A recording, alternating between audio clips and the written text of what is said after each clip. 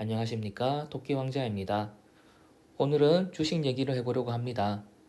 저는 평범한 사람이 위험하지 않게 경제적 자유를 이루는 방법을 찾는 게 목표라서 돈이 되는 건 뭐든지 다 관심을 가지고 있습니다. 그 중에서 메인이 저는 주식 투자인데 오늘은 주식 투자 중에서도 초보들을 털어먹는 법에 대해서 소개를 해보려고 합니다. 일부러 영상을 좀 반어적인 의미로 아기자기한 그림으로 꾸며봤습니다. 우리는 학교에서 또는 부모님에게서 세상은 밝고 착한 사람이 복을 받고 노력하면 성공한다고 배웠습니다. 그런데 정말 세상은 아름다울 수 있을까요? 우리는 사회생활 하다 보면 그렇게 사회생활 하면서 살다 보면 어릴 때 배운 게 정말 많이 틀렸다는 걸 잘 알게 됩니다. 주식판도 마찬가지고요. 주식판에서도 당연히 순수하거나 착한 사람은 살아남기가 힘이 듭니다. 저도 주식판에서 오래 굴러 먹으면서 몇 가지 수법을 배웠고 이번에는 그 수법에 대해서 공유를 해드리려고 합니다. 주식 투자를 하지 않으시더라도 재밌는 영상이 될 거라고 생각을 하는데 제가 이번 영상에서 준비한 것은 두 가지 사기 수법입니다. 그 중에서 첫 번째가 바로 상한가 물량 장난인데 저의 책을 읽어보시면 저는 절대로 상한가 간 종목을 쳐다보지 말자고 적어놨습니다.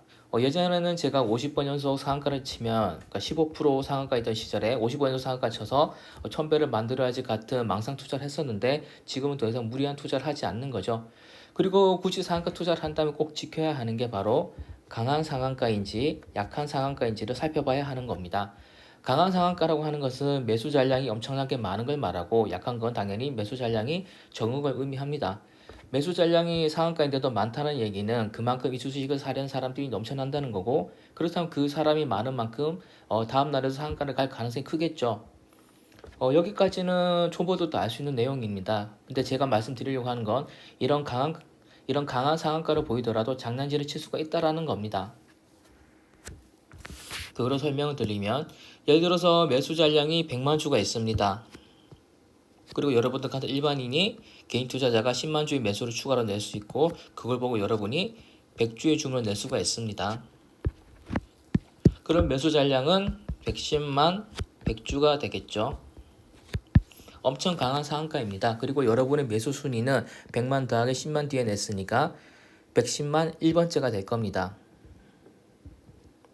여기까지는 다 아실 텐데 그런데 제가 만약 작전 세력이어서 헛매수로 100만 주를 건 거라면 어떻게 될까요? 그래서 여러분 같은 개인이 10만 주 매수를 걸고 여러분이 100주를 걸고 그 다음에 제가 헛매수로 걸었던 거 취소하고 이 뒤에 다시 100만 주를 걸어버리면 어떻게 될까요? 그러니까 제가 작전으로 100만 주 걸고 여러분 같은 개인이 10만 주를 걸고 여러분이 100주를 걸어도 110만 100주가 되는 거고 제가 이 재빠르게 취소한 다음에 다시 100만 주 매수를 걸어도 110만 100주가 되는 겁니다. 그러니까 겉으로 봤을 때는 똑같은 수량인 건데 어떤 게 차이가 날까요? 바로 여러분의 매수 순위가 달라지는 겁니다. 앞에 말씀드린 이 상황에서는 여러분이 110만 1번째로 매수 대기가 되는 거라면 뒤의 방법으로 여러분이 100만 주가 사라지고 10만 1번째로 매수 순위가 정해지는 겁니다. 왜 이런 짓을 할까요? 바로 강한 매수인 것처럼 사람 꼬시고 사람들이 엄청나게 몰리면 작전 세력은 재빠르게 팔고 튀려고 이렇게 헛매수로 장난질을 치는 겁니다. 그러니까 여러분 같은 개인들이 순진하게 110만 주나 되는 매수가 있으니 이거는 안전하겠지 같은 생각을 하다가 뒤통수를 맞게 되는 겁니다. 10만 주만 했을 때보다 110만 주가 매수 잔량이 있으면 이건 엄청나게 강하구나 싶어서 아무래도 좀 더 들어오겠죠 매수에. 그래서 매수 잔량만 보고 안심을 하게 되면 안 된다는 거죠. 그러니까 이런 사기 수법을 알고서 기본적으로 상한가 따라잡기를 해야 되는 거고 안 그러면 제가 책에 적은 것처럼 아예 상한가 간 종목은 건드리지 않는 게 더 안전합니다. 헛매수인지 아니지 굳이 분석할 필요도 없이 그런 종목을 건너뛰는 게 더 안전하다고 생각한 거죠. 이제 두 번째로 알려드릴 게 바로 적재 석자로 전환되는 장난질인데 코스닥 종목 같은 경우는 4년 연속으로 적자를 기록하면 관리 종목으로 들어갑니다. 그리고 5년 연속 적자면 상패가 되고요. 관리 종목에만 들어가도 급락을 하겠죠. 왜냐하면 문제가 있다는 얘기가 되는 거니까 5년 연속은 말할 것도 없고요. 그리고 초보들이 아는 호재 중에 하나가 적자 기업이 흑자가 되면 엄청나게 오른다. 좋은 호재라고 생각을 하는 겁니다. 예를 들어서 식스지 종목이나 메타버스 종목이 꾸준히 적자를 기록하다가 흑자로 돌아선다면 이제 업황이 개선된 걸로 보고 투자를 해도 좋은 건 맞습니다. 기본적으로 이게 맞는데 간혹 가다가 장난질을 치는 경우가 있으니까 제대로 살펴봐야 합니다. 저는 대기업 회계팀에서 일을 했고 관리회계를 맡았는데 관리회계 숫자는 공시회계보다도 조작하기가 정말 쉽습니다. 예를 들면 이렇게 비유를 한번 해보겠습니다. 제가 관리회계 자료를 만드는데 만약에 2021년에 인건비를 100억을 썼다고 치겠습니다. 그리고 올해는 2022년에 인건비를 110억을 쓸 것 같고요.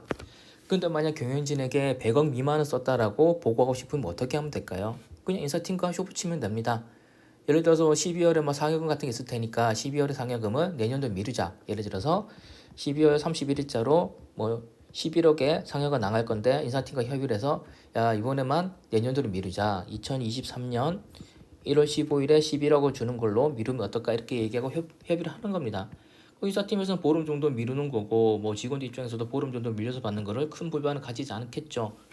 그러면 제가 만드는 관리회계 자료는 어떻게 될까요? 올해 인건비 자료가 110억이 아니라 99억으로 보고를 할 수 있는 겁니다.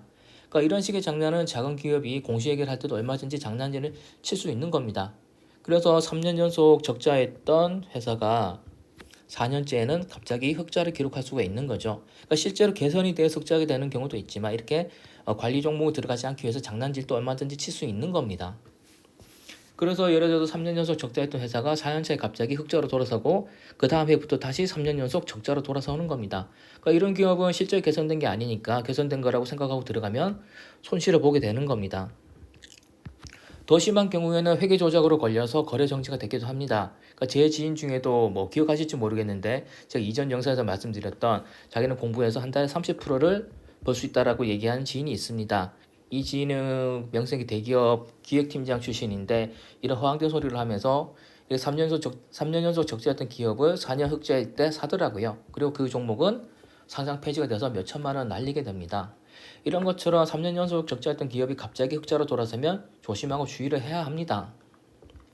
그래서 만약에 그런 종목을 투자하고 싶으면 꼭 분석을 해야 됩니다. 왜 적자였던 기업이 갑자기 흑자로 돌아선 걸까? 흑자로 돌아선 이유를 정확하게 확인하고 매수를 해야 되는 거죠. 특히나 1, 2년 적자도 아니고 3년 연속 적자를 했다. 그리고 딱 4년 차에 타이밍 좋게 흑자로 돌아섰다 그러면 무조건 의심을 해야 합니다.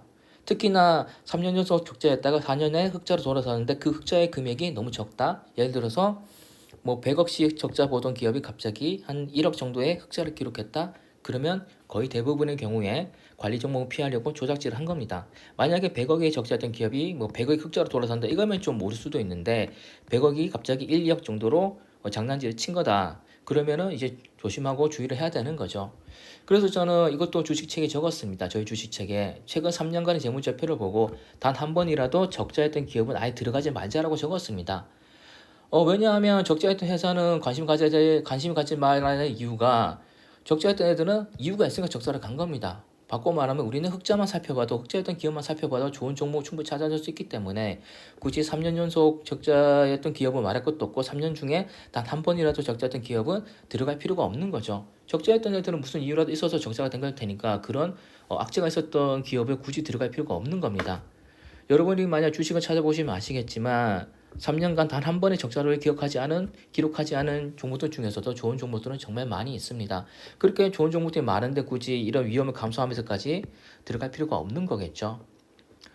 그래서 오늘은 주식 사기에 대해서 알아봤는데 여러분들도 어떤 분야에서 투자를 하건 간에 주식을 하시건 코인을 하시건 NFT를 하시건 뭘 하시건 간에 항상 투자를 하실 때는 조심하시고 의심을 해보시기 바랍니다. 그러니까 여러분이 아닌 건 남들도 다 알고 있는 거고 여러분들이 좋게 보는 건 남들도 다 좋게 보고 있다고 생각하시는 게 안전한 겁니다. 그러면 이번 영상은 이것으로 마치고 저는 도쿄 양재였고 다음에 더 좋은 영상으로 찾아오겠습니다. 감사합니다.